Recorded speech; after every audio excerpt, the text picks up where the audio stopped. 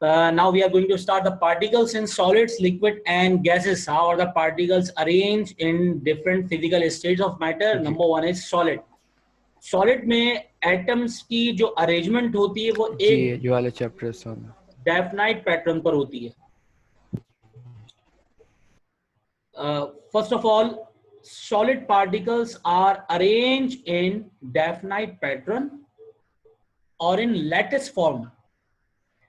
There are strong force of attraction which are held together atoms in the form of lattice or jam-packed crystals. ये particles अपनी position leave नहीं करते और इनकी movement होती है टू एंड फ्रो, वाइब्रेट कर रहे होते हैं particles. While liquid particles are slide on each other, they consist of layers or clusters. Liquid जो particles होते हैं एक दूसरे पे slides करते हैं और ये consist होते हैं layers के ऊपर, clusters के ऊपर, और they are held by weak van der Waals force of attraction. थोड़ी strong होती हैं लेकिन obviously it is weaker than solid particles. While particle in gases are very far apart from each other, they have very low force of attraction which is nearly equal to zero as compared to liquid and gaseous. They collide with each other and also with the walls of the container in all direction.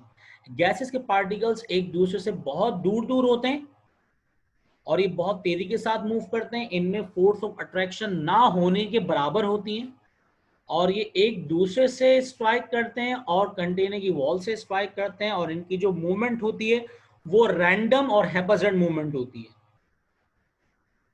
हमने भी देखा है कि वो melting state, जैसे ही हम liquid को या सॉलिड को जैसे ही हम सॉलिड को हीट देंगे तो सॉलिड के पार्टिकल्स के दरमियान जो मूवमेंट होगी, वाइब्रेशन होगी, वो ज्यादा हो जाएगी. डिस्टेंस बिटवीन पार्टिकल ज्यादा हो जाएगा. सॉलिड के पार्टिकल एक्सपेंड करेंगे और जैसे ही पार्टिकल एक्सपेंड करेंगे तो ये सॉलिड से लिक्विड स्टेट में कन्वर्ट हो जाएगी.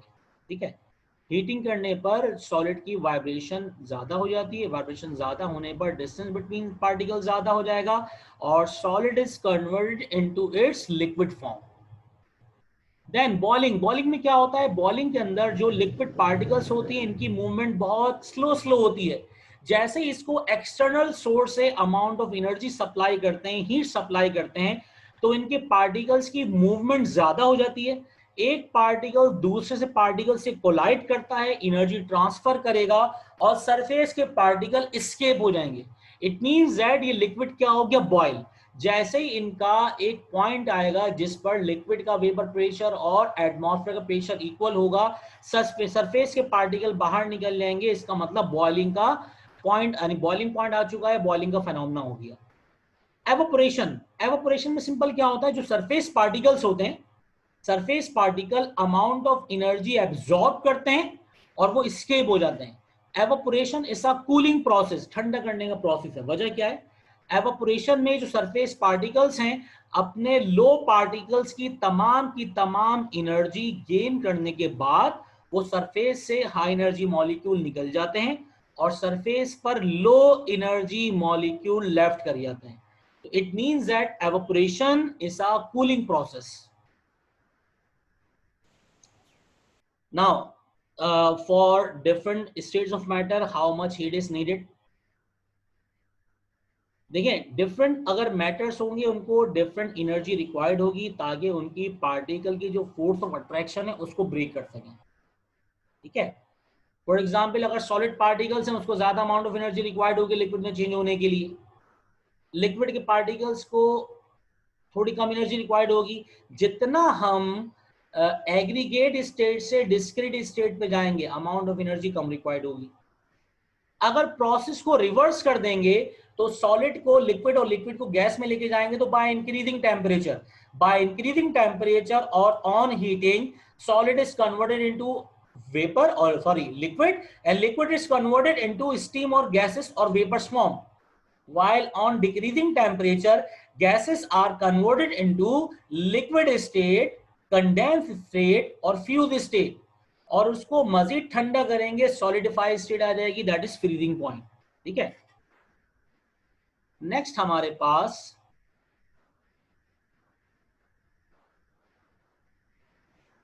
Gases. What is a gas pressure? Closer look करते हैं गैस का। इनिशियल, बहुत ही आसान सी बात, pressure exerted by gas is called gas pressure. हम कहते हैं कि हर गैसेस जो होती हैं वो प्रेशर एक्सर्ट कर रही होती हैं।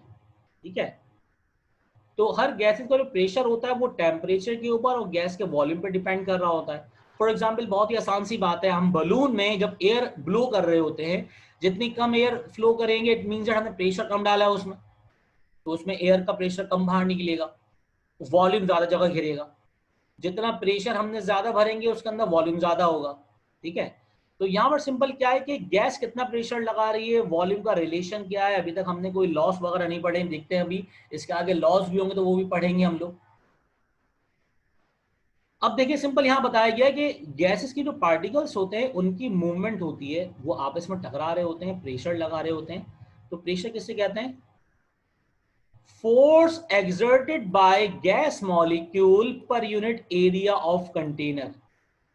Force exerted by gas molecule per unit area of container is called pressure. Is called pressure. तो सिंपल वर्ड में गैसेस को जैसे ही अमाउंट ऑफ एनर्जी मिलती है, इनके दरमियान कोलिजन ज्यादा हो जाते हैं।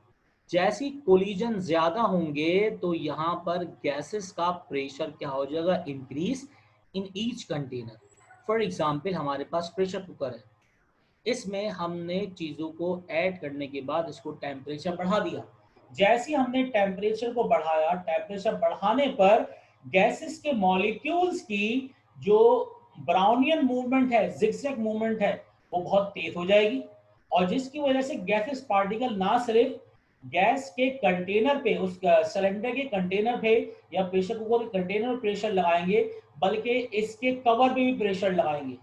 और अगर कवर में प्रेशर बाहर निकालने की नोक नहीं है तो एक टाइम आएगा कि ये प्रेशर कुकर ब्लास्ट हो जाएगा, बहुत ज्यादा वेपर प्रेशर बढ़ने की वजह से। तो यहाँ पे अगर हम देखें और, तो गैसेस के पार्टिकल्स के दरमियान हम बात करेंगे कंप्रेशन की। कंप्रेशन का मतलब सिंपल क्या होता है कि किसी भी सब्सटेंस पर फोर्स अप्लाई करने के बाद उसके वॉल्यूम को डिक्रीज कर दें, कंप्रेस कर दें और उसका साइज स्मॉलर कर दें विद रिस्पेक्ट टू वॉल्यूम।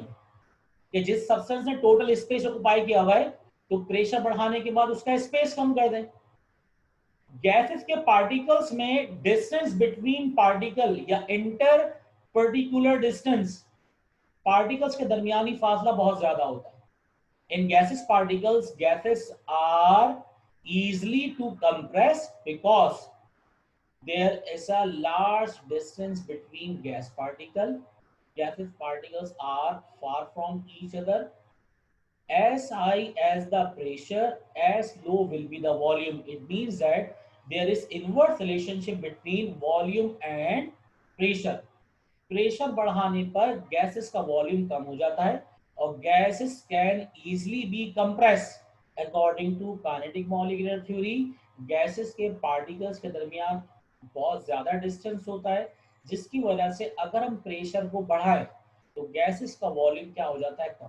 ठीक है, तो गैसेस को आसानी के साथ कंप्रेस कर सकते हैं एज कंपेयर टू लिक्विड और सॉलिड।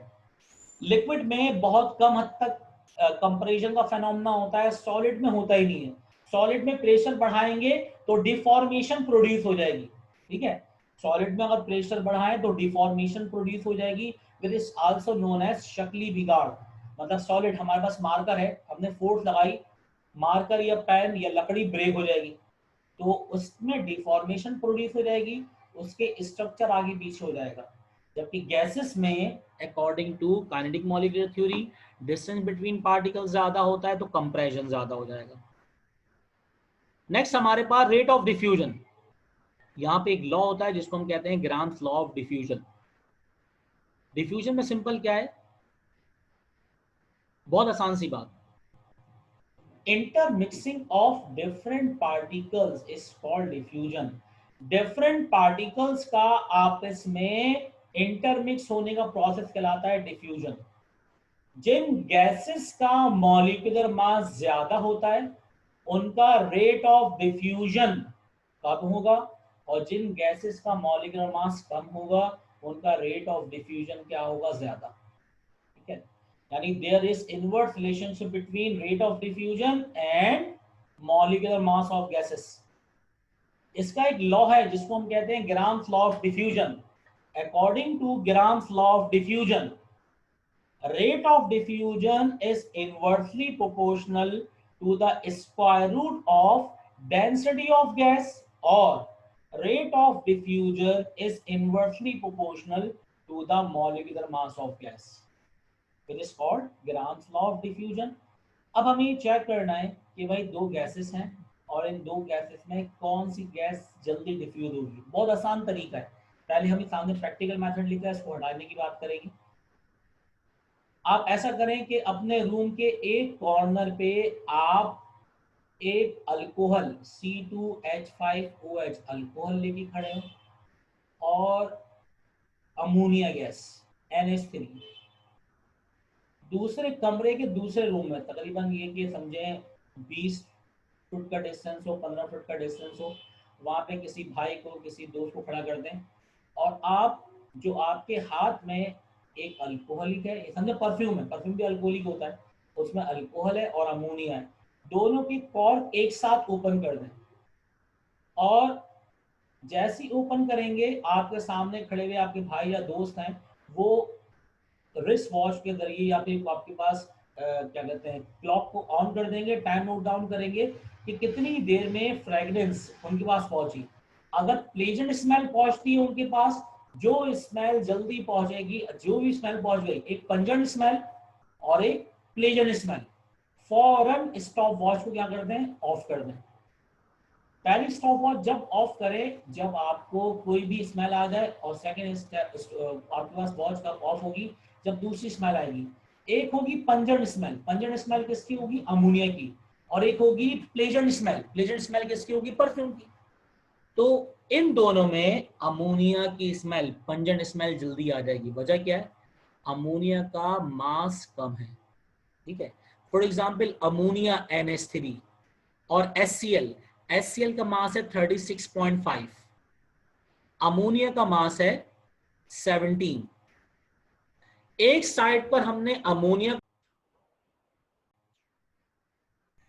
हम एक समझे एक हमने क्लोज ट्यूब ले ली, ठीक है, एक साइड पर रखा हमने अमोनिया गैस, एक साइड पे क्या हमारे पास अमोनिया गैस है, यहाँ पे अमोनिया गैस है NH3, और दूसरी साइड पे क्या है HCl का मास है 36.5, HCl का मास कितना है 36.5, ठीक है, इसे सही लिखा नहीं आ रहा।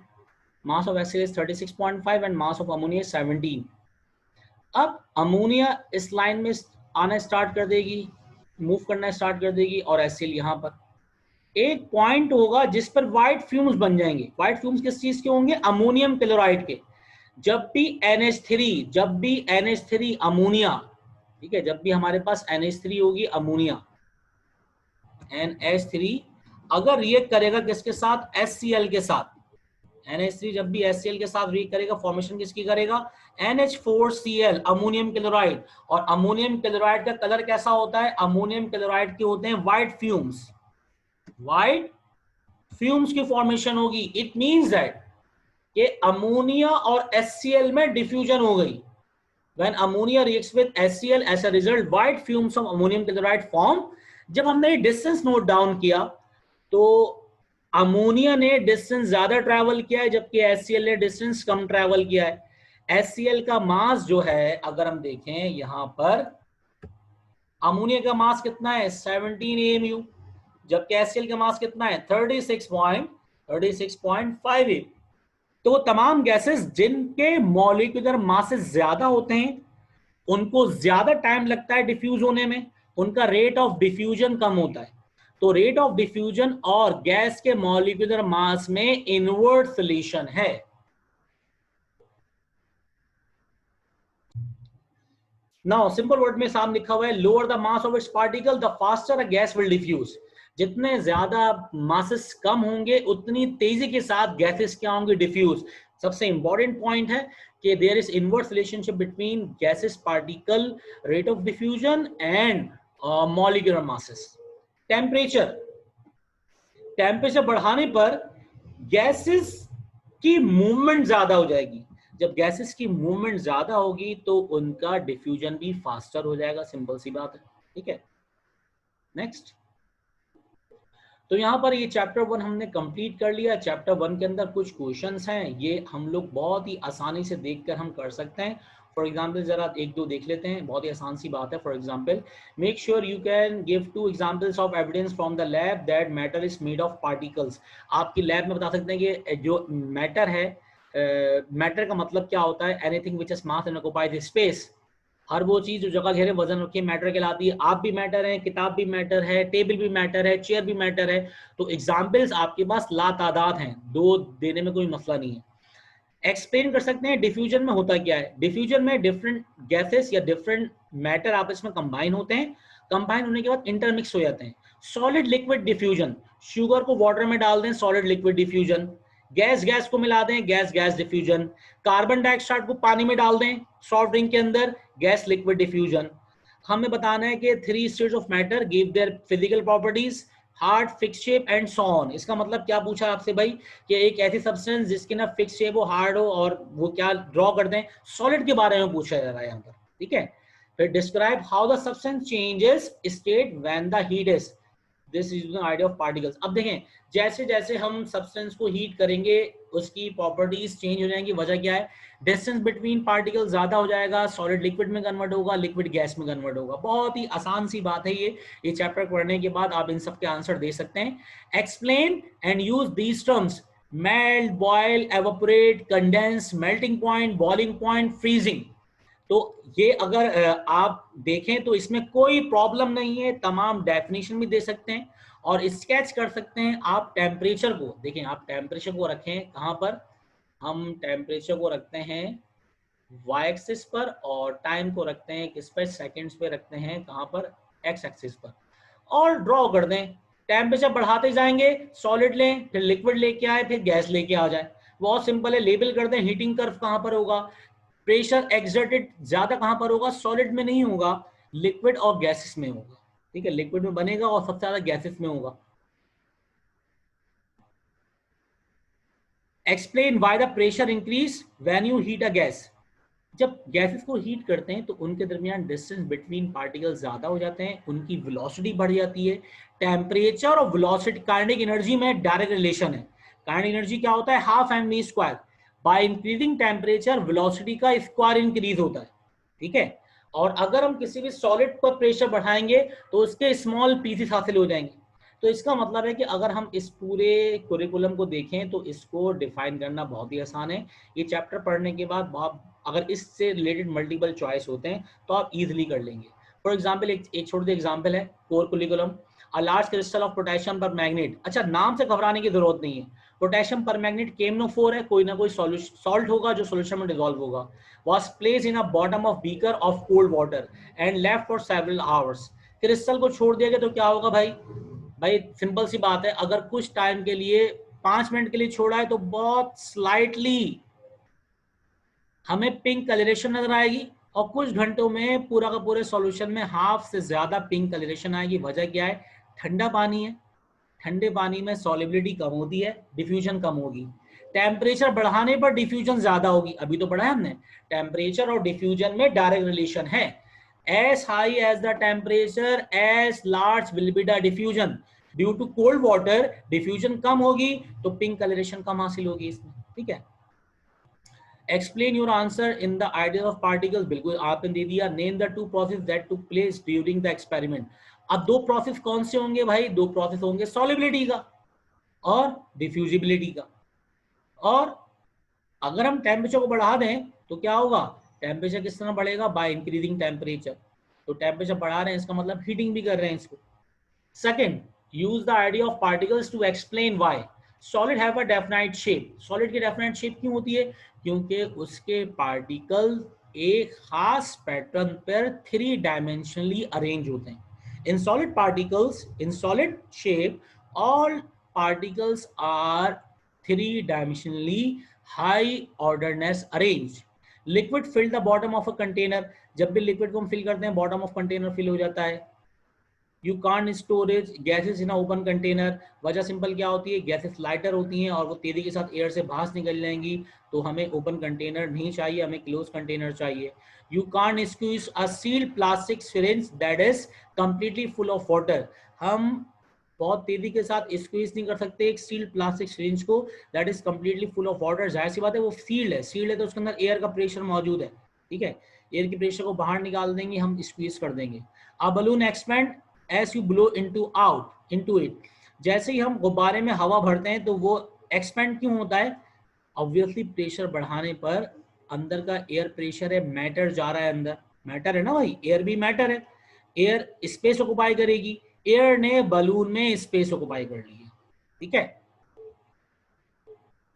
और भी डिफरेंट टाइप के क्वेश्चंस हैं ये चैप्टर पढ़ने के बाद, इन तमाम क्वेश्चंस को, कूलिंग कर्व हो, हीटिंग कर्व हो, गैसेस के सॉल्युबिलिटी हो, स्ट्रक्चर हो, मॉलिक्यूल हो, इन तमाम चैप्टर के इन तमाम कुरिकुलम क्वेश्चंस को हम लोग सॉल्व कर सकते हैं, ठीक है।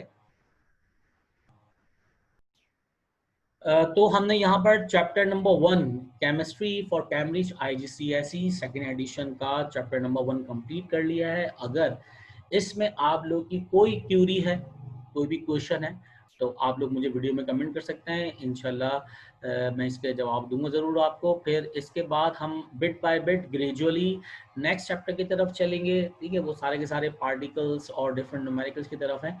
तो stay tuned with my channel, like कीजिए, सब्सक्राइब कीजिए, और अगर कोई भी क्वेश्चन हो, क्यूरी मुझसे पूछिए। जब तक अपना ख्याल रखें, टिल देन अल्लाह हाफ़िज़।